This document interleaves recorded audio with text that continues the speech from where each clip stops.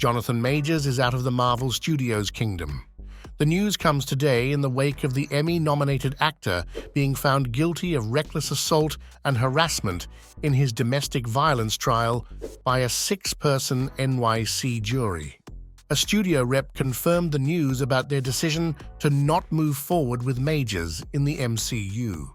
Given the conviction and other reported incidents, it became untenable to anchor the next phase of a multi-billion-dollar franchise around an actor whose criminal history would inevitably overshadow each film. Now faced with this dilemma, Marvel must chart its course. Considering that the upcoming Avengers film was slated to be titled Avengers: The Kang Dynasty, with Kang expected to play a recurring role in the MCU for the next few years, Kevin Feige and his team confront 3 potential options. Recast the role. The Marvel Cinematic Universe has a history of seamlessly replacing actors in prominent roles, as seen with Mark Ruffalo taking over from Edward Norton as the Hulk and Don Cheadle succeeding Terrence Howard in Iron Man 2. The versatile nature of Kang, a time-traveling character with variant versions across the multiverse, facilitates a smooth transition. The Kang featured in Quantumania was not intended to be identical to He Who Remains from Loki, and the concept of variance allows for diversity in terms of appearance, gender, race, and species.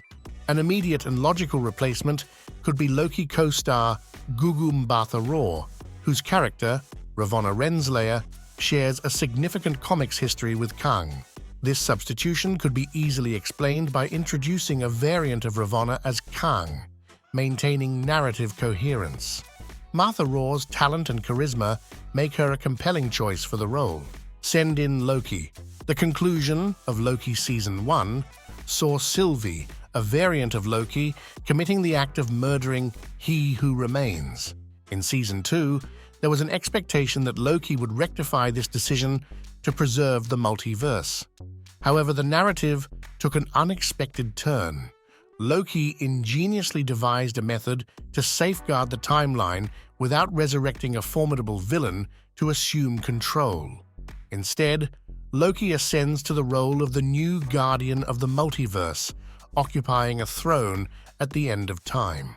Despite his intended benevolent caretaker role, it's noteworthy that Loki now occupies the same cosmic position once held by He Who Remains and/or other Kang variants.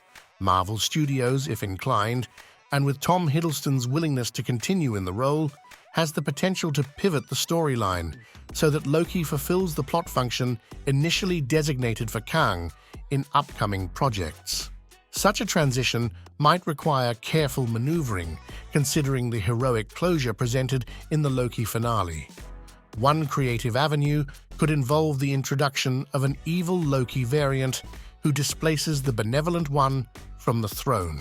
If you're enjoying the video so far, don't forget to hit the subscribe button. Moving on to Forget Kang altogether.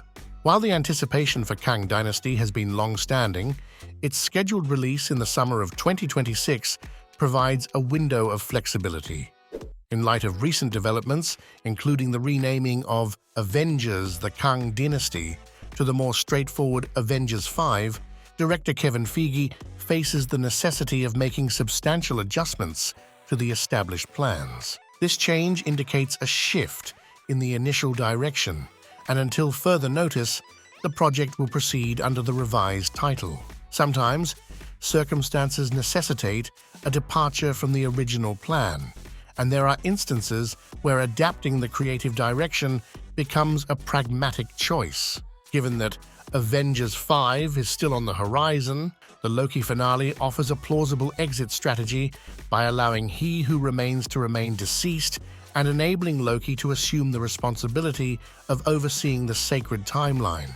This narrative shift renders Kang, in any manifestation, redundant on a cosmic scale.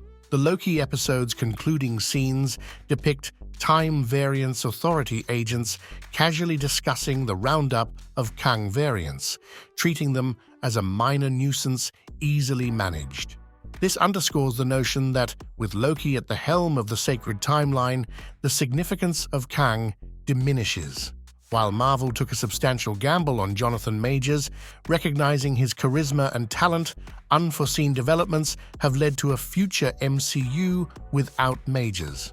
In considering the vast possibilities within the sacred timeline, Marvel has the creative liberty to recalibrate its trajectory, potentially exploring alternative adversaries such as Doctor Doom for future projects like Avengers: Secret Wars.